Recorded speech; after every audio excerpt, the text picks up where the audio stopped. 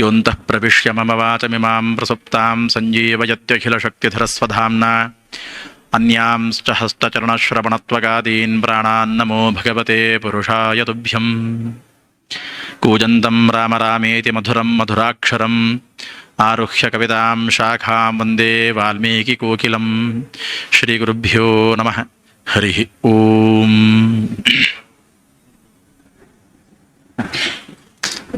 ಈಗ ಉಪನ್ಯಾಸದ ಮಂಗಳ. ಒಂದು 10-15 ನಿಮಿಷದಲ್ಲಿ ಸಮಗ್ರ ರಾಮಾಯಣವನ್ನು ಮುಗಿಸ್ತೇನೆ. ಸೀತಾ ಸಂದರ್ಶನ ಇನ್ನೂ ಆಗಲಿಲ್ಲ, ಇನ್ನೂ ಹೇಳಲಿಕ್ಕೆ ಬಹಳಷ್ಟಿದೆ. ತಾವೆಲ್ಲ ರಾಮಾಯಣವನ್ನು ತಿಳಿದವರಿದ್ದೀರಿ. ಗುರುಗಳಿಂದ ಅನುಗ್ರಹೀತವಾಗಿರತಕ್ಕಂತಹ, ನಾನು ನನ್ನ ಮತಿಗೆ ಅನುಗುಣವಾಗಿ ಸ್ವೀಕರಿಸಿದಂತಹ ಕೆಲವು ಶಬ್ದಗಳನ್ನಷ್ಟೇ ಗುರುಗಳ ಮಾತಿನಲ್ಲಿಯೇ ನಾನು ಇಷ್ಟು ದಿವಸ ಬಿತ್ತರಿಸಿದ್ದು.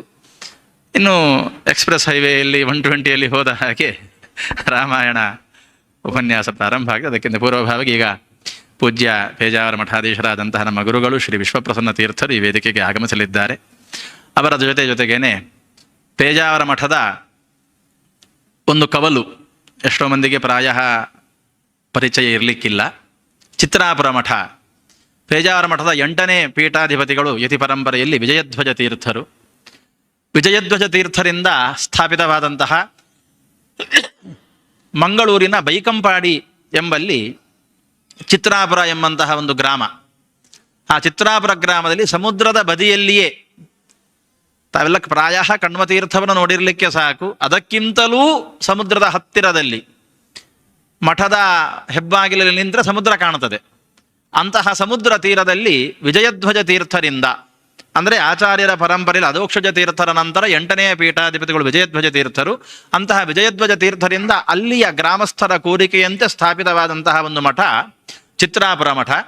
ವಿಜಯಧ್ವಜ ತೀರ್ಥರು ತಾವು ಅರ್ಚಿಸಿ ಪ್ರಾಣ ಪ್ರತಿಷ್ಠಾಪನೆ ಮಾಡಿ ಅರ್ಚಿಸಿ ಕೊಟ್ಟಂತಹ ಕಾಳಿಂಗಮರ್ದನ ಕೃಷ್ಣ ಚಿತ್ರಾಪುರ ಮಠದ ಪಟ್ಟದ ದೇವರು. ವಿಜಯಧ್ವಜ ತೀರ್ಥರಿಂದ ಸ್ಥಾಪಿತವಾದಂತಾದ ಕಾರಣ ಪೇಜಾವರ ಮಠದ್ದೇ ಒಂದು ಕವಲು, ಉಪಮಠ. ಆ ಮಠದ ಪೀಠಾಧಿಪತಿಗಳು ಕೂಡ ಅತ್ಯಂತ ಕಿರಿಯ ವಯಸ್ಸಿನವರು. ಅಧ್ಯಯನಕ್ಕಾಗಿ ನಮ್ಮ ವಿದ್ಯಾಪೀಠದಲ್ಲಿ ವಾಸ್ತವ್ಯವನ್ನು ಹೂಡಿದ್ದಾರೆ. ಅವರೂ ಕೂಡ ಈಗ ನಮ್ಮ ಜೊತೆಗೆ ಸೇರಿಕೊಳ್ಳಲಿದ್ದಾರೆ. ಪೂಜ್ಯ ಶ್ರೀ ವಿದ್ಯೇಂದ್ರ ತೀರ್ಥ ಶ್ರೀಪಾದರು. ಇಬ್ಬರಿಗೂ ಕೂಡ ಸ್ವಾಗತವನ್ನು ಕೋರುತ್ತಾ ಉಪನ್ಯಾಸವನ್ನು ಪ್ರಾರಂಭ ಮಾಡ್ತೇನೆ. ಸೀತೆಯ ದರ್ಶನವನ್ನು ಹನುಮಂತ ಮಾಡಿದ. ಕೃಶಕಾಯಳಾಗಿ ಅಶ್ರುಮುಖಿಯಾಗಿ ಸದಾ ರಾಮನಾಮ ಜಪಿಸ್ತಾ ಇರತಕ್ಕಂತಹ ಸೀತೆಯ ಬಳಿಗೆ ರಾವಣ ಬಂದಿದ್ದಾನೆ. ನಾನಾ ರೀತಿಯ ಆಮಿಷಗಳನ್ನು ತೋರಿ ನೀನು ನನ್ನವಳಾಗಬೇಕು ಅಂತ ಹಠ ಹಿಡಿದು ಕೂತಿದ್ದಾನೆ. ಸೀತೆ ಆಕೆ ಆತನತ್ರ ಕಣ್ಣೆತ್ತಿಯೂ ನೋಡದೆ ಒಂದು ಹುಲ್ಲು ಕಡ್ಡಿಯನ್ನು ನೆಪ ಮಾಡಿಕೊಂಡು ರಾವಣನ ಬಳಿಯಲ್ಲಿ ಮಾತನಾಡ್ತಾ ಇದ್ದಾಳೆ. ರಾವಣ ತಾನು ಬಂದ ದಾರಿಗೆ ಯಾವುದೇ ಬೆಲೆ ಸಿಕ್ಕಲಿಲ್ಲ ಅಂತ ಹಿಂದಿರುಗಿದ ಮುನಿಸಿಕೊಂಡು. ಅಲ್ಲೇ ರಾವಣನ ಸೇವಕಿಯೊಬ್ಬಳು ಸೀತೆಯ ಕಾವಲಿಗಿದ್ದಂತಹ ತ್ರಿಜಟೆ ಅಂತ ಒಬ್ಬ ಸಾತ್ವಿಕ ರಾಕ್ಷಸಿ. ಅವಳು ಸೀತೆಯನ್ನು ಸಮಾಧಾನ ಪಡಿಸ್ತಾಳೆ. ಅಳುಬೇಡ, ನಾನು ನಿನ್ನೆ ರಾತ್ರಿ ಒಂದು ಸ್ವಪ್ನವನ್ನು ಕಂಡೆ. ಸ್ವಪ್ನದಲ್ಲಿ ಕಂಡಂತಹ ದುಶ್ಶಕುನಗಳನ್ನು ಗಮನಿಸಿದಾಗ ರಾವಣನ ಅಂತ್ಯ ಸಮೀಪಿಸಿದೆ.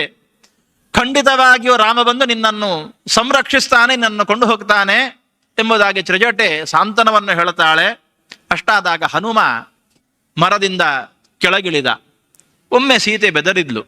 ಮಾಯಾವಿಗಳು ಯಾವ ಯಾವ ರೂಪದಲ್ಲಿ ಬರ್ತಾರೆ ಅಂತ ಗೊತ್ತಾಗುವುದಿಲ್ಲ ಅಂತ ಬೆದರಿದ ಸೀತೆಯನ್ನು ತನ್ನ ಪರಿಚಯವನ್ನು ಹೇಳುವಾಗ ರಾಮ ಕೊಟ್ಟ ಮುದ್ರಿಕೆಯನ್ನು ನೀಡಿ ಸೀತೆಗೆ ತನ್ನ ಪರಿಚಯವನ್ನು ಹೇಳಿದ. ಈಗಲೇ ನಿನ್ನನ್ನು ರಾವಣನನ್ನು ಬಡಿದು ನಿನ್ನನ್ನು ಕೊಂಡು ಹೋಗ್ತೇನೆ ಅಂತ ಸೀತೆಗೆ ಹೇಳ್ತಾನೆ. ನನಗೇನು ಅಶಕ್ಯವಲ್ಲ, ಈಗಲೇ ನಾನು ನಿನ್ನನ್ನು ರಾಮನ ಬಳಿಗೆ ಕರ್ಕೊಂಡು ಹೋಗಿ ಒಪ್ಪಿಸ್ತೇನೆ, ನನಗೆ ಅನುಮತಿ ಕೊಡು ತಾಯಿ ಅಂತ ಕೇಳುವಾಗ ಸೀತೆ ಹೇಳ್ತಾಳೆ, ಇಲ್ಲ, ರಾಮನೇ ಇಲ್ಲಿಗೆ ಬರಬೇಕು, ಬಂದು ಈ ಅಸುರರನ್ನೆಲ್ಲ ಸಂಹರಿಸಿ ನನ್ನನ್ನು ಸ್ವತಃ ರಾಮನೇ ಬಂದು ಕರ್ಕೊಂಡು ಹೋಗಬೇಕು ಅಂತ ಹೇಳುವಾಗ ಸೀತೆಗೆ ಇದ್ದಂತಹ ಪತಿನಿಷ್ಠೆಯ ಬಗೆಗೆ ಆ ಮನೋಭಾವವನ್ನು ಕಂಡು ಹನುಮ ಅಚ್ಚರಿಗೊಳ್ಳುತ್ತಾನೆ. ಸೀತೆಗೆ ರಾಮನ ಸಂದೇಶವನ್ನು ಮುಟ್ಟಿಸಿದ. ಪ್ರತಿಯಾಗಿ ಸೀತೆಯಿಂದ ಸಂದೇಶವನ್ನು, ತಾನು ಸೀತೆಯನ್ನು ಕಂಡಿದ್ದೇನೆ ಎಂಬುದಕ್ಕೆ ಕುರುಹುವಾಗಿ ಚೂಡಾಮಣಿಯನ್ನು ಪಡ್ಕೊಂಡು ತನ್ನ ಪರಾಕ್ರಮವನ್ನು ಒಮ್ಮೆ ರಾಮನ ದೂತರಲ್ಲಿ, ತನ್ನ ಹನುಮಂತನ ಪರಾಕ್ರಮ ಅಲ್ಲ, ರಾಮನ ಭಕ್ತರಲ್ಲಿರತಕ್ಕಂತಹ ಪರಾಕ್ರಮ ಏನು ಎಂಬುದನ್ನು ತೋರಿಸಬೇಕು ರಾವಣನಿಗೆ ಅಂತ ಹೇಳಿ ಅಲ್ಲಿದ್ದಂತಹ ವನ ಉಪವನಗಳನ್ನೆಲ್ಲ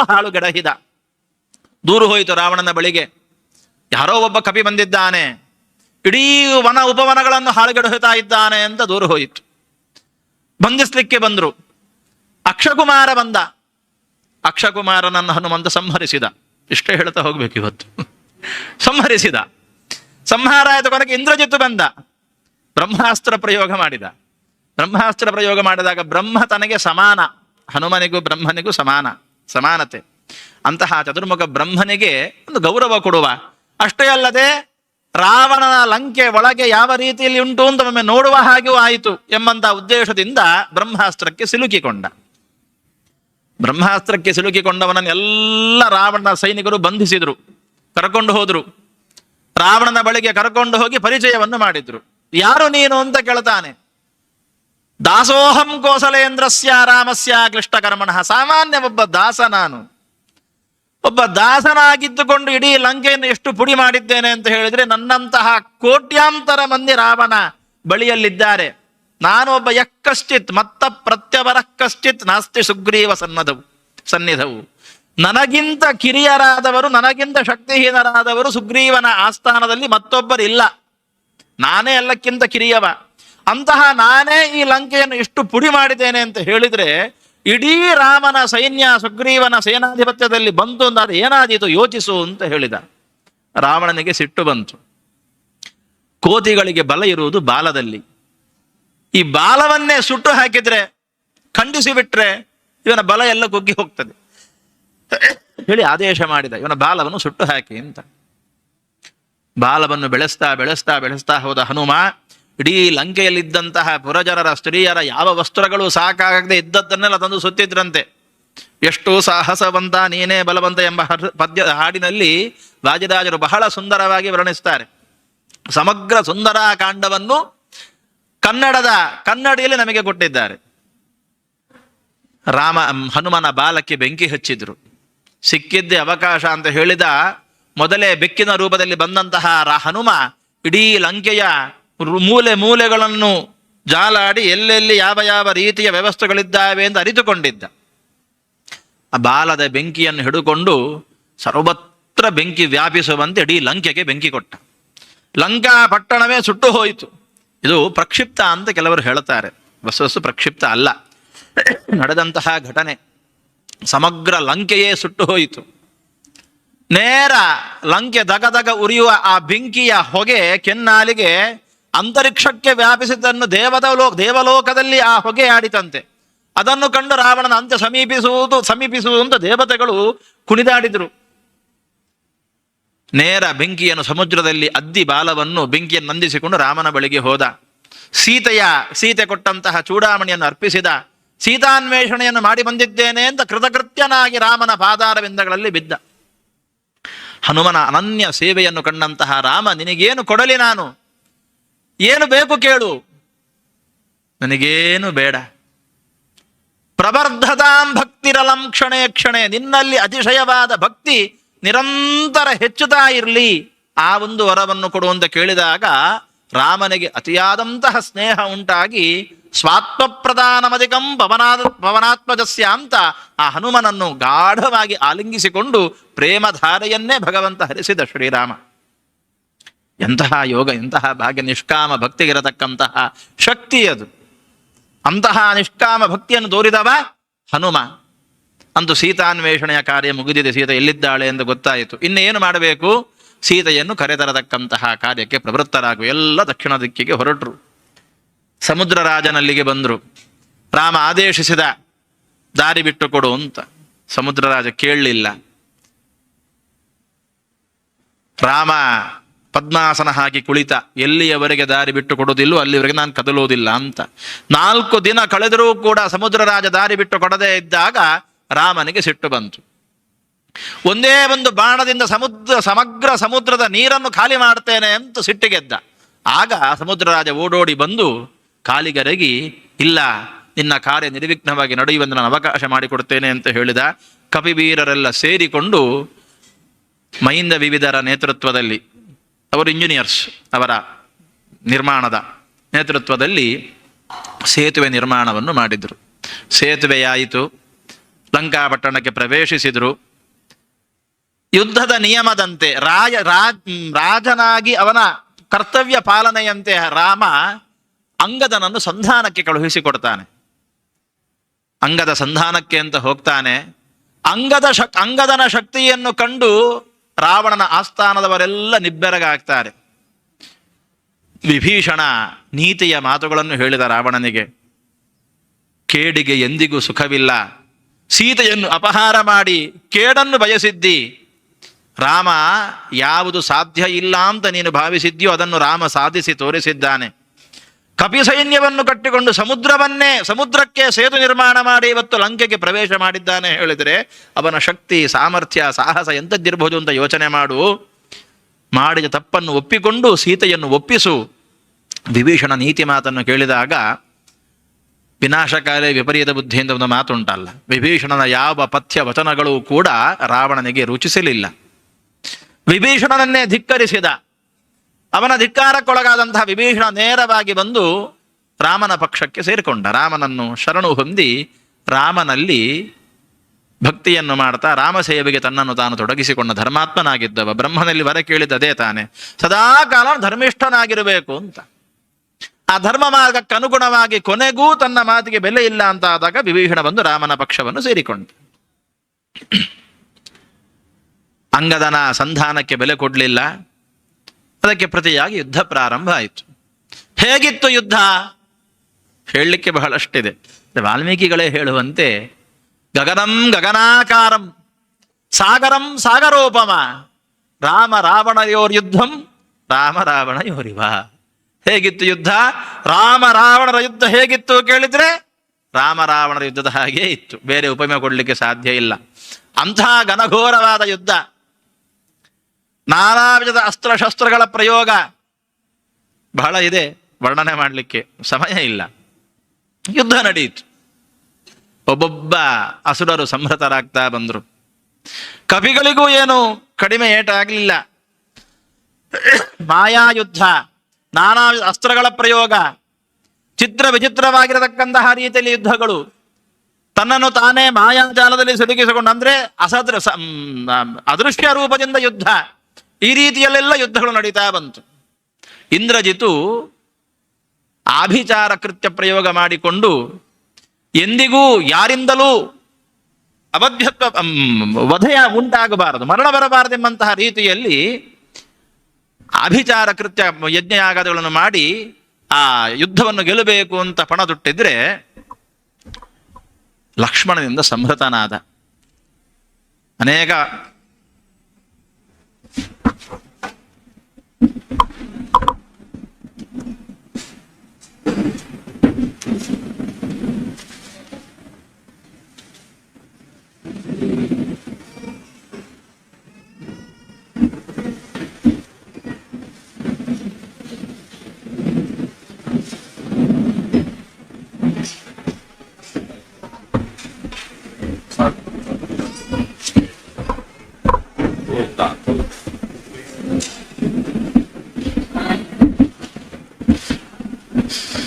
ಪೂಜ್ಯ ಗುರುಗಳು ಇರುವರೆಗೂ ಕೂಡ ಸ್ವಾಗತವನ್ನು ಕೋರ್ತಾ ಉಪನ್ಯಾಸವನ್ನೊಂದು 5 ನಿಮಿಷದಲ್ಲಿ ಮುಗಿಸ್ತೇನೆ. ಇಂದ್ರಜಿತು ತನ್ನ ಅಸ್ತ್ರವಿದ್ಯೆಗಳಿಂದ ನಾಗಪಾಶಗಳ ಪ್ರಯೋಗವನ್ನು ಮಾಡಿದ್ದಾನೆ. ಭಗವಂತನ ಆಜ್ಞೆಯಂತೆ ಗರುಡ ಕೇಳಿಕೊಂಡಿದ್ದ. ಎಲ್ಲರೂ ಅವತಾರ ಮಾಡ್ತಾ ಇದ್ದಾರೆ, ನನಗೂ ಅವಕಾಶ ಕೊಡಬೇಕು ಅಂತ ಕೇಳಿಕೊಂಡಾಗ ನಿನ್ನ ಸೇವೆ ಒಪ್ಪಿಸತಕ್ಕಂತಹ ಸಮಯ ಬಂದಾಗ ನಾನಾಗಿ ಸ್ಮರಿಸ್ತೇನೆ ಅಂತ ಭಗವಂತ ಅನುಗ್ರಹ ಮಾಡಿದ್ದ. ಈ ಸಮಯದಲ್ಲಿ ಗರುಡನ ಅವಶ್ಯಕತೆ. ನಾಗಪಾಶದಿಂದ ಎಲ್ಲ ಕಪಿ ಸೈನ್ಯವನ್ನು ವಿಶೇಷವಾಗಿ ಲಕ್ಷ್ಮಣನನ್ನು ಇಂದ್ರಜಿತು ಬಂಧಿಸಿದಾಗ ಗರುಡ ಬಂದು ತನ್ನ ರೆಕ್ಕೆ ಬೀಸುವ ಮುಖಾಂತರ ನಾಗಪಾಶದಿಂದ ಬಿಡುಗಡೆಗೊಳಿಸಿದ. ಯುದ್ಧದಲ್ಲಿ ಹತರಾದಂತಹವರು, ಅಂಗಚ್ಛೇದಕ್ಕೆ ಒಳಗಾದವರು, ನಾನಾ ವಿಧವಾಗಿ ಘಾಸಿಗೊಳಗಾದವರು, ಇವರೆಲ್ಲರನ್ನೂ ಕೂಡ ಉದ್ಧರಿಸುವುದಕ್ಕೋಸ್ಕರ ಹನುಮಂತ ಗಂಧಮಾದನ ಪರ್ವತವನ್ನು ಹಿಡ್ಕೊಂಡು ಬಂದ. ಆ ಗಂಧಮಾದನ ಪರ್ವತದ ಗಾಳಿ ಸೂಸುತ್ತಲೇ ನಾನಾ ವಿಧದ ಘಾಸಿಗೊಳಗಾದವರೆಲ್ಲ ಮತ್ತೆ ಎಚ್ಚೆತ್ತುಕೊಂಡ್ರು. ಏನೂ ಯಾವುದೇ ರೀತಿ ಅಪಘಾತ ಒಳಗಾಗಲಿಲ್ಲ, ಆಘಾತಕ್ಕೆ ಗುರಿಯಾಗಲಿಲ್ಲ ಎಂಬ ರೀತಿಯಲ್ಲಿ ಎದ್ದುಕೊಂಡು ಮತ್ತೆ ಉತ್ಸಾಹದಿಂದ ಯುದ್ಧಕ್ಕೆ ತೊಡಗಿಕೊಂಡ್ರು. ಇಂತಹ ಯುದ್ಧಗಳು ನಡೀತಾ ಇದ್ದಾವೆ. ರಾವಣನ ಸೈನ್ಯ ಒಂದೊಂದೇ ತನ್ನ ಪುತ್ರರು, ಮಂತ್ರಿಗಳು, ಅತಿಕಾಯಾದಿ ಮಹಾ ಬಲಿಷ್ಠರು, ಬ್ರಹ್ಮವರದಿಂದ ಅವಧ್ಯರಾದವರು ಎಲ್ಲರೂ ಕೂಡ ಗತಪ್ರಾಣರಾಗ್ತಾ ಬಂದಾಗ ದಿಕ್ಕೇ ತೋಚದಂತಾಗಿ ತನ್ನ ಮೂಲ ಸೈನ್ಯವನ್ನು ಕರೆಸಿಕೊಂಡ, ಮೂಲ ಬಲ ಅಂತ ಹೆಸರು, ಅದನ್ನು ಕರೆಸಿಕೊಂಡ. ಅವರು ಎಷ್ಟು ಸೈನಿಕರಿದ್ರು ಕೇಳಿದ್ರೆ 36 ಬರುದು ಅದರ ಮುಂದೆ 70 ಸೊನ್ನೆಗಳನ್ನು ಹಾಕಿದರೆ ಎಷ್ಟು ಅಂಕೆ ಆಗ್ತದೋ ಅಷ್ಟು ದೊಡ್ಡ ಸೈನ್ಯ. ಸಹಜವಾಗಿ ಪ್ರಶ್ನೆ ಬರ್ತದೆ, ಇಷ್ಟು ಚಿಕ್ಕ ಲಂಕೆಯಲ್ಲಿ ಅಷ್ಟು ಸೈನ್ಯ ಇರಲಿಕ್ಕೆ ಹೇಗೆ ಸಾಧ್ಯ ಅಂತ. ಅದಕ್ಕೂ ಬ್ರಹ್ಮದೇವರ ವರ. ಇಷ್ಟು ದೊಡ್ಡ ಸೈನ್ಯ ಪುಟ್ಟದಾದಂತಹ ಲಂಕೆಯಲ್ಲಿ ಇರುವ ಹಾಗೆ ಆಗಲಿ, ಅವರಿಗೆ ಹೊಂದಿಕೊಳ್ಳುವಂತೆ ಲಂಕೆ ಇರಲಿ ಅಂತ ಬ್ರಹ್ಮದೇವರಿಂದ ವರ ಇತ್ತು. ಅದಕ್ಕನುಗುಣವಾಗಿ ಆ ಮೂಲ ಸೈನ್ಯವನ್ನು ರಾವಣ ಕರೆಸಿಕೊಂಡ. ಕಪಿಗಳೆಲ್ಲ ದಿಕ್ಕಾಪಾಲಾಗಿ ಓಡಿದ್ರು. ಸುಗ್ರೀವಾದಿಗಳು ಸಂತೈಸ್ತಾ ಇದ್ದಾರೆ. ಘನಘೋರ ಯುದ್ಧ. ಆ ಅಷ್ಟೂ ಸೈನ್ಯವನ್ನು ರಾಮ ತನ್ನ ಪರಾಕ್ರಮದಿಂದ ಸಂಹಾರ ಮಾಡಿದ. ಕುಂಭಕರ್ಣನ ಆಗಮನ ಆಗ್ತದೆ. ಕುಂಭಕರ್ಣನ ಕಥೆಯೇ ವಿಶೇಷವಾದದ್ದು, ವಿಚಿತ್ರವಾದದ್ದು. ಸಮಯದ ಅಭಾವದಿಂದ ಸಂಕ್ಷಿಪ್ತ ಮಾಡಿ ಹೇಳ್ತಾ ಹೋಗ್ತೇನೆ. ಕುಂಭಕರ್ಣ ಒಳಗಿದ್ದಂತಹ ದೈವಿ ಆವೇಶ, ಜಯ ವಿಜಯರ ಸಾತ್ವಿಕತೆ ಉದ್ಬೋಧನೆಯಾದಾಗ ಇಂತಹ ಮಾತುಗಳು ರಾವಣನಲ್ಲಿ ಒಮ್ಮೆ ಕಂಡು ಬಂದಿತ್ತು. ಮೊದಲಿಗೆ ಅಕಂಪನ ಬಂದು ನಾನಾ ವಿಧವಾಗಿ ಪ್ರಲೋಭನೆಗಳನ್ನು ಕೊಟ್ಟಾಗ ರಾವಣ ಹೇಳ್ತಾನೆ, ಮೊದಲ ತಪ್ಪು ಮಾಡಿದವರು ಯಾರು? ಶೂರ್ಪನಖೆಯೋ, ಖರಾದಿಗಳೋ? ಯಾಕೆ ನಮಗೆ ವೈರ? ತಪ್ಪು ಮಾಡಿದ್ದವರಲ್ವೋ ಎಂಬ ರೀತಿಯಲ್ಲಿ ಉತ್ತರವನ್ನು ಕೊಟ್ಟು ಕಳುಹಿಸ್ತಾನೆ. ಮಾರೀಚನ ಬಳಿಗೆ ಬಂದಾಗ ಮಾರೀಚನು ತನ್ನ ಅನುಭವವನ್ನು ಹೇಳಿ ಬುದ್ಧಿಮಾತನ್ನು ಹೇಳಿದಾಗ ಸರಿ ಅಂತ ಹಿಂದಿರುಗಿ ಹೋಗ್ತಾನೆ. ಯಾವಾಗ ಶೂರ್ಪನಖೆಯೇ ಸ್ವತಃ ಬಂದು ಸೀತೆಯ ಸೌಂದರ್ಯವನ್ನು ವರ್ಣಿಸಿ ಮನಸ್ಸನ್ನು ಕೆಡಹಿದಳೋ ಆಗ ಕಾಮಲೋಲುಪನಾಗಿ ಮತ್ತೆ ಬಂದವ ತನ್ನ ಹಠವನ್ನು ಹಿಡಿದು ಕುಳಿತ ಮಾರೀಚನ ಮುಂದೆ. ಒಳಗಿದ್ದಂತಹ ದೈವೀ ಶಕ್ತಿ, ಜಯ ವಿಜಯರ ಆವೇಶ, ಸಾತ್ವಿಕತೆ ಎಂಬುದನ್ನು ಕೆಲವೊಮ್ಮೆ ಪ್ರಚೋದಿಸ್ತಾ ಇತ್ತು. ಕುಂಭಕರ್ಣನಲ್ಲೂ ಇದೇ ರೀತಿ. ಕುಂಭಕರ್ಣ ರಾವಣನಿಗೆ ಬುದ್ಧಿ ಹೇಳುತ್ತಾನೆ, ಬೇಡ, ಇಷ್ಟೆಲ್ಲ ರಾದ್ಧಾಂತ ನಡೆದು ಹೋಗಿದ್ದ ಯುದ್ಧದಲ್ಲಿ ನಮ್ಮ ಸೈನಿಕರೆಲ್ಲ ಅಸುನೀಗಿದ್ದಾರೆ, ಮೂಲ ಬಲವನ್ನೂ ಸಂಹರಿಸಿದ್ದಾನೆ, ಇಂದ್ರಜತುವಿನ ಎಲ್ಲರೂ ಕೂಡ ಮಹಾಪರಾಕ್ರಮಿಗಳು, ಬ್ರಹ್ಮಾದಿಗಳಿಂದ ವರವನ್ನು ಪಡೆದಂಥವರು, ಅವಧ್ಯತ್ವದ ವರವನ್ನು ಪಡೆದವರೆಲ್ಲರನ್ನೂ ಕೂಡ ಸಾಮಾನ್ಯ ಮನುಷ್ಯನಾಗಿ ಒಬ್ಬ ಸಂಹಾರ ಮಾಡಿದ್ದಾನೆ ಅಂತ ಹೇಳಿದ್ರೆ ಅವನನ್ನು ಸಾಮಾನ್ಯ ಮನುಷ್ಯ ಅಂತ ತಿಳಿಬೇಡ. ಸಾಕ್ಷಾತ್ ಶ್ರೀಮನ್ ನಾರಾಯಣನೇ ಧರೆಗಿಳಿದು ಅವತಾರ ಪುರುಷನಾಗಿದ್ದಾನೆ ಅಂತ ತಿಳಿ. ನೀನು ಮಾಡಿದ್ದು ಅನ್ಯಾಯ. ಸೀತೆಯನ್ನು ಅಪಹಾರ ಮಾಡಿದ್ದೆ ಹೇಳಿದ್ರೆ ಜಗನ್ಮಾತೆಯಾದಂತಹ ಲಕ್ಷ್ಮಿಯನ್ನು ಅಪಹಾರ ಮಾಡಿದ್ದಿ ಅಂತ ಅರ್ಥ. ತಿಳಿಗೇಡಿತನ ನಿನ್ನಲ್ಲಿ ಹತ್ತಿ ನಾನಾ ವಿಧ ಬುದ್ಧಿ ಮಾತನ್ನು ಹೇಳ್ತಾನೆ. ಹಠಕ್ಕೆ ಬಿದ್ದಂತಹ ರಾವಣ ಯುದ್ಧಕ್ಕೆ ಇಳಿದಾಗಿದೆ, ನದಿಗೆ ಹಾರಿಯಾಗಿದೆ, ಇನ್ನೂ ಬಟ್ಟೆ ಬದ್ದೆ ಆಗ್ತದೆ ಅಂತ ಯೋಚನೆ ಮಾಡಿದ್ರೆ ಆಗುವುದಿಲ್ಲ. ಕಾರ್ಯ ಸಾಧಿಸಿಯೇ ತೀರಬೇಕು. ನನ್ನ ತಮ್ಮ ಹೌದು ಎಂದಾದಲ್ಲಿ, ನನ್ನ ರಕ್ಷಣೆಗೆ ಸಹಾಯಕ್ಕೆ ಬರ್ತಿ ಎಂದಾದಲ್ಲಿ ನನಗೆ ಸಹಾಯವನ್ನು ಮಾಡಲೇಬೇಕು ಅಂತ ಆದೇಶವನ್ನು ಕೊಡ್ತಾನೆ. ಕುಂಭಕರ್ಣ ಅಣ್ಣನ ಮಾತಿಗೆ ಬೆಲೆ ಕೊಟ್ಟು ಯುದ್ಧಕ್ಕೆ ಹೋಗ್ತಾನೆ. ಆ ಕುಂಭಕರ್ಣನ ಆಕೃತಿಯನ್ನು ಕೊಂಡು ಕಪಿಗಳೆಲ್ಲ ಓಡಿ ಹೋದಾಗ ಸುಗ್ರೀವ, ಹನುಮಂತ ಇವರೆಲ್ಲ ಕುಂಭಕರ್ಣನೊಟ್ಟಿಗೆ ಯುದ್ಧವನ್ನು ಮಾಡಿ ಅವರನ್ನು, ಕಪಿವೀರರನ್ನು ಸಂತೈಸ್ತಾರೆ. ಕೊನೆಗೆ ಸ್ವತಃ ರಾಮನೇ ಬಂದು ಕುಂಭಕರ್ಣನ ಜೊತೆಗೆ ಯುದ್ಧವನ್ನು ಮಾಡಿ ಅವನನ್ನು ಸಂಹಾರ ಮಾಡುತ್ತಾನೆ. ಆ ಕುಂಭಕರ್ಣನನ್ನು ಸಂಹಾರ ಮಾಡಿದಾಗ ಆ ಶರೀರಕ್ಕೆ ಏನು ವ್ಯವಸ್ಥೆ? ಅದನ್ನು ಸಣ್ಣ ಸಣ್ಣ ಸಣ್ಣ ತುಂಡುಗಳನ್ನಾಗಿ ಮಾಡಿ ಸಮುದ್ರಕ್ಕೆ ಬೆಸಾಡಿದ್ರಂತೆ. ಅಷ್ಟು ದೊಡ್ಡ ಶರೀರ, ಗಾತ್ರ ಅವನದ್ದು. ತಪಸ್ಸು ಮಾಡುವಾಗ ಮೊದಲೇ ಬಂದಿತ್ತು, ದೇವತೆಗಳೇ ಹೆದರಿದ್ರು. ಯಾವ ವರಬಲ ಇಲ್ಲದೆಯೇ ಈ ರೀತಿಯಾಗಿ ಬೆಳೆದವ, ಇನ್ನು ವರಬಲ ಸಿಕ್ಕಿತು ಅಂತಾದ್ರೆ ಇವನನ್ನು ನೋಡಿಕೊಳ್ಳುವರು ಯಾರು ಅಂತ ಹೆದರಿ ದೇವತೆಗಳು ಬ್ರಹ್ಮನಲ್ಲಿ ಪ್ರಾರ್ಥನೆ ಮಾಡಿ ಬ್ರಹ್ಮದೇವ ಮೋಹ ಬರುವಂತೆ ವರವನ್ನು ಕೇಳುವ ಹಾಗೆ ಮಾಡಿದ. ಅವನ ಸಣ್ಣ ಸಣ್ಣ ತುಂಡುಗಳು ಮಾಡಿ ಸಮುದ್ರಕ್ಕೆ ಎಸೆದರು. ರಾವಣ ದಿಕ್ಕು ತೋಚದಂತಾದ. ಸ್ವತಃ ತಾನೇ ಯುದ್ಧಕ್ಕೆ ಬಂದು ನಿಂತ. ಅನೇಕ ದಿನಗಳ ಕಾಲ ಯುದ್ಧ ನಡೆಯಿತು. ಮಾಯಾ ಯುದ್ಧವನ್ನು ಮಾಡಿದ. ಅಸ್ತ್ರಶಸ್ತ್ರಗಳ ಪ್ರಯೋಗ ನಡೆಯಿತು. ನಾನಾ ವಿಧದ ಅಸ್ತ್ರಗಳನ್ನು ಪ್ರಯೋಗ ಮಾಡಿದ್ರು. ಕೊನೆಗೆ ರಾಮ ಹನುಮನ ಹೆಗಲ ಮೇಲೆ ಕುಳಿತುಕೊಂಡು ಯುದ್ಧವನ್ನು ಮಾಡುತ್ತಾನೆ. 10 ದಿಕ್ಕುಗಳಲ್ಲಿ ಮಾಯಾರೂಪದಿಂದ ಬಾಣ ಪ್ರಯೋಗ ಮಾಡಿದರೆ 10 ದಿಕ್ಕುಗಳಿಗೂ ಬಾಣ ಪ್ರಯೋಗವಾಗುವಂತೆ ರಾಮ ತನ್ನ ಪರಾಕ್ರಮವನ್ನು ತೋರಿಸ್ತಾ ಇದ್ದಾನೆ. ಅನೇಕ ದಿನಗಳ ಯುದ್ಧದ ಬಳಿಕ ರಾವಣ ಸೋಲನ್ನೊಪ್ಪಿಕೊಂಡು ರಾಮನ ಬಾಣಕ್ಕೆ ಗುರಿಯಾಗಿ ಸಂಹೃತನಾಗುತ್ತಾನೆ. ಕಪಿ ಸೈನ್ಯ ಇಲ್ಲ ಜಯಕಾರವನ್ನು ರಾಮನಿಗೆ ಮಾಡ್ತದೆ. ಸಂಹೃತನಾದಂತಹ ರಾವಣನ ಬಳಿಗೆ ರಾಮ ಬಂದು ವಿಭೀಷಣನಲ್ಲಿ ಹೇಳುತ್ತಾನೆ, ರಾವಣನ ಸಂಹಾರ ಆಗಿದೆ, ಇವನಿಗೆ ಆಗಬೇಕಾದಂತಹ ಅಂತ್ಯ ಸಂಸ್ಕಾರಗಳನ್ನೆಲ್ಲ ನೀನು ಮಾಡಬೇಕು. ವಿಭೀಷಣ ತಿರಸ್ಕಾರ ಮಾಡ್ತಾನೆ, ಇಂತಹ ನೀಚನಿಗೆ ನಾನು ಸಂಸ್ಕಾರವನ್ನು ಮಾಡುವುದಿಲ್ಲ ಅಂತ. ಆಗ ರಾಮ ಹೇಳುವಂತಹ ಮಾತು, ರಾಮನ ವ್ಯಕ್ತಿತ್ವ, ಶತ್ರುಗಳಿಗೂ ವಾತ್ಸಲ್ಯವನ್ನು ತೋರತಕ್ಕಂತಹ ರಾಮ ಹೇಳ್ತಾನೆ, ಮರಣಾಂತಾನೀಹ ವೈರಾಣಿ, ಯಾವ ವೈರ ಇದ್ರೂ ಕೂಡ ಸಾಯುವವರೆಗೆ ಮಾತ್ರ. ಹಾಗಾಗಿ ಇವನಿನ್ನ ಅಣ್ಣ, ಮಕ್ಕಳೆಲ್ಲರೂ ಗತಪ್ರಾಣರಾಗಿದ್ದಾರೆ, ಸಂಸ್ಕಾರ ಮಾಡಬೇಕಾದ ನಿನ್ನ ಕರ್ತವ್ಯ, ವೈರವನ್ನೆಲ್ಲ ಮರೆತು ಉಚಿತವಾದಂತಹ ಸಂಸ್ಕಾರಗಳನ್ನು ನೆರವೇರಿಸು ಹೇಳಿ ರಾವಣನಿಗೆ ಸಂಸ್ಕಾರಗಳು ನೆರವೇರಿದ ಬಳಿಕ ವಿಭೀಷಣನಿಗೆ ಪಟ್ಟಾಭಿಷೇಕ. ಮೊದಲು ಮಾಡಿದ ಕಾರ್ಯ ವಿಭೀಷಣನಿಗೆ ಪಟ್ಟ. ಯಾಕೆ? ಯಾವುದೇ ದೇಶದಲ್ಲಿ ಅರಾಜಕತೆ ಇರಬಾರದು ಎಂಬುದು ರಾಮನ ಆಲೋಚನೆ. ವಿಭೀಷಣನಿಗೆ ಪಟ್ಟಾಭಿಷೇಕ ಮಾಡಿದ. ಹನುಮಂತ ಸೀತೆಯ ಬಳಿಗೆ ಬಂದು ನಡೆದ ಘಟನೆಗಳನ್ನೆಲ್ಲ ತಿಳಿಸಿದ. ವಿಭೀಷಣನು ಬರ್ತಾನೆ. ರಾಮ ವಿಭೀಷಣನಲ್ಲಿ ಹೇಳಿದ್ದ, ಸೀತೆಗೆ ರಾಜಪೋಷಾಕಗಳನ್ನೆಲ್ಲ ಕೊಟ್ಟು ಅವಳನ್ನು ಕರೆಕೊಂಡು ಬಾ ಅಂತ. ವಿಭೀಷಣ ಹನುಮರು ಸೀತೆಯ ಬಳಿಗೆ ಬಂದು ಹೇಳಿದಾಗ ಸೀತೆ ಹೇಳ್ತಾಳೆ, ಅಷ್ಟೆಲ್ಲ ನನಗೆ ಈಗ ವ್ಯವಧಾನ ಇಲ್ಲ, ನಾನು ನನ್ನ ರಾಮನನ್ನು ಕಾಣಬೇಕು ಅಂತ ತಬಕದಿಂದ ಕುಳಿತಿದ್ದೇನೆ, ಹೀಗೇ ನಡೀತೇನೆ ಅಂತ ಹೇಳುವಾಗ ವಿಭೀಷಣ ಹೇಳ್ತಾನೆ, ಇಲ್ಲ, ರಾಮ ಹೇಳಿದಂತೆ ನಡೆಯುವುದು ಉಳಿತು ಹೇಳಿ ಸೀತೆಗೆ ಮಂಗಳ ಸ್ನಾನವನ್ನು ಮಾಡಲಿಕ್ಕೆ ಹೇಳಿ ರಾಕ್ಷಸ ಸ್ತ್ರೀಯರು ರಾಜಪೋಷಾಕಗಳನ್ನು ತೊಡಿಸ್ತಾರೆ. ಈಗ ಹನುಮ ಬಂದು ಹೇಳ್ತಾನೆ, ಇವರೆಲ್ಲರೂ ಕೂಡ ನಿನ್ನನ್ನು ಪ್ರತಿನಿತ್ಯ ಹಿಂಸೆಯನ್ನು ಕೊಡ್ತಾ ಇದ್ದವರು, ಇವರಿಗೆಲ್ಲ ಯಾವ ಶಿಕ್ಷೆ ಕೊಡಬೇಕು ಹೇಳು ಅಂತ. ಗಂಡನಂತೆ ಹೆಂಡತಿ ಸೀತೆ ಹೇಳ್ತಾಳೆ, ಇವರಿಗೆಲ್ಲ ಯಾಕೆ ಶಿಕ್ಷೆ ಕೊಡ್ತಿ? ಇವರೆಲ್ಲ ರಾವಣನ ಸಂಬಳಕ್ಕೆ ಕೆಲಸ ಮಾಡುವವರು, ಯಾರು ಸ್ವಂತ ಬುದ್ಧಿ ನನಗೆ ಹಿಂಸೆ ಕೊಟ್ಟವರಲ್ಲ.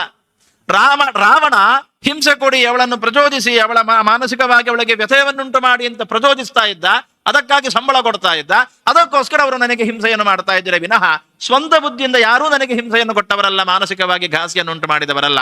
ಹಾಗಾಗಿ ಅವರೆಲ್ಲರನ್ನು ಕ್ಷಮಿಸಿಬಿಡು ಅಂತ ಸೀತೆ.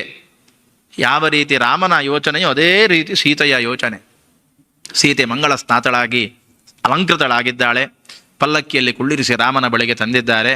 ರಾಮನಿಗೆ ಮೊದಲಿಗೆ ಹೋಗಿ ನಮಸ್ಕರಿಸುವಾಗ ಯಾರೂ ಊಹಿಸದೇ ಇರತಕ್ಕಂತಹ ಘಟನೆ ನಡೆದು ಹೋಗ್ತದೆ.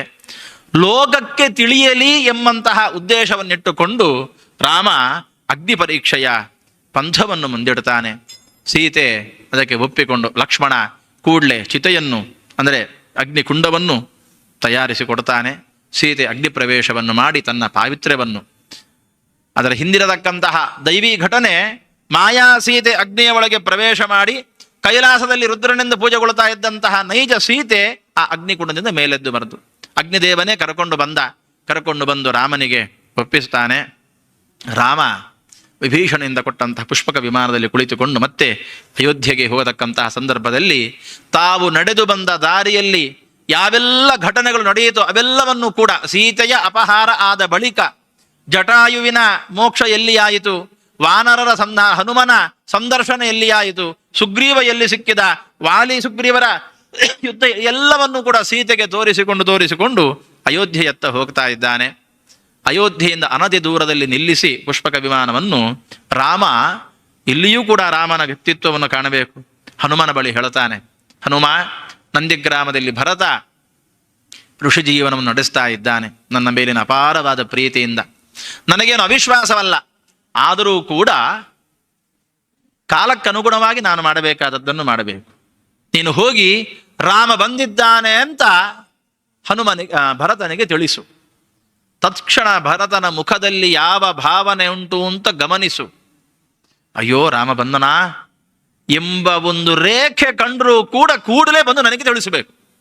ಇಲ್ಲಿಂದ ನಾನು ಹಿಂದಿರುಗಿ ಹೋಗ್ತೇನೆ, ನನಗೇನು ಅಯೋಧ್ಯೆಯ ರಾಜ್ಯ ಸಿಂಹಾಸನ ಬೇಕು ಅಂತಿಲ್ಲ, ಭರತನೇ ರಾಜನಾಗಿ ಆಳ್ಳಿ, ಭರತನ ಮುಖಭಾವ ಹೇಗುಂಟು ಅಂತ ಗಮನಿಸಿ ನನಗೆ ಹೇಳಬೇಕು ಅಂತ ಹನುಮನನ್ನು ಕಳುಹಿಸಿದಾಗ ಹನುಮ ಹೋಗಿ ಭರತನಿಗೆ ಹೇಳಿದ್ದೇ ತಡ, ರಾಮ ಬಂದಿದ್ದಾನೆ ಅಂತ ಸಂತೋಷದಲ್ಲಿ ಸಂಭ್ರಮದಲ್ಲಿ ಹುಚ್ಚೆದ್ದು ಕುಣಿದು ಭರತ ಓಡೋಡಿ ಬಂದು ರಾಮನ ಕಾಲಿಗೆ ಬಿದ್ದು ರಾಮ ಸ್ವಾಗತ ಅಂತ ಕಣ್ಣೀರಿನಿಂದ ಅವನಿಗೆ ಪಾದ್ಯಾದಿಗಳನ್ನು ಅರ್ಪಿಸಿ ಸ್ವಾಗತಿಸಿ ಕರ್ಕೊಂಡು ಹೋದ. ಎಲ್ಲ ಕಪಿವೀರರ ಸಮ್ಮುಖದಲ್ಲಿ, ವಸಿಷ್ಠ ಕುಲಗುರುಗಳು ವಸಿಷ್ಠರ ಸಮ್ಮುಖದಲ್ಲಿ ರಾಮನಿಗೆ ಪಟ್ಟಾಭಿಷೇಕ ಆಗಿದೆ. ಅಯೋಧ್ಯೆಯ ರಾಜನಾಗಿ, ರಾಜ ರಾಮನಾಗಿ, ಸೀತಾರಾಮನಾಗಿ, ಪ್ರಜಾರಂಜಕನಾಗಿ ಅನೇಕ ವರ್ಷಗಳ ಕಾಲ ರಾಮ ರಾಜ್ಯಭಾರವನ್ನು ಮಾಡಿದ. ರಾಮನ ಪಟ್ಟಾಭಿಷೇಕದ ಕಥೆಯ ಜೊತೆಗೆ ಇವತ್ತು ಎಕ್ಸ್ಪ್ರೆಸ್ ವೇಯಲ್ಲಿ ಓಡಿದಂತಹ ರಾಮಾಯಣ ಕಥೆಯನ್ನು ಮುಕ್ತಾಯಗೊಳಿಸ್ತಾ ಇದ್ದೇನೆ. ಮಂಗಲಂ ಕೋಸಲೇಂದ್ರಾಯ ಮಹನೀಯ ಗುಣಾಬ್ಧಯೇ ಚಕ್ರವರ್ತಿ ತನೂಜಾಯ ಸಾರ್ವಭೌಮಾಯ ಮಂಗಲಂ. ಶ್ರೀಹರಿಪ್ರಿಯತಾಂ ಕೃಷ್ಣಾರ್ಪಣ. ಗುರುಗಳ ಅಂತರ್ಯಾಮಿಯಾದಂತಹ ಮಧ್ವಾಂತರ್ಗತ ಗೋಪಾಲಕೃಷ್ಣನಿಗೆ ಸರ್ವವೂ ಸಮರ್ಪಿತ. ಹರಿಪ್ರಿಯತಾಂ ಹರಿಪ್ರಿಯತಾಂ.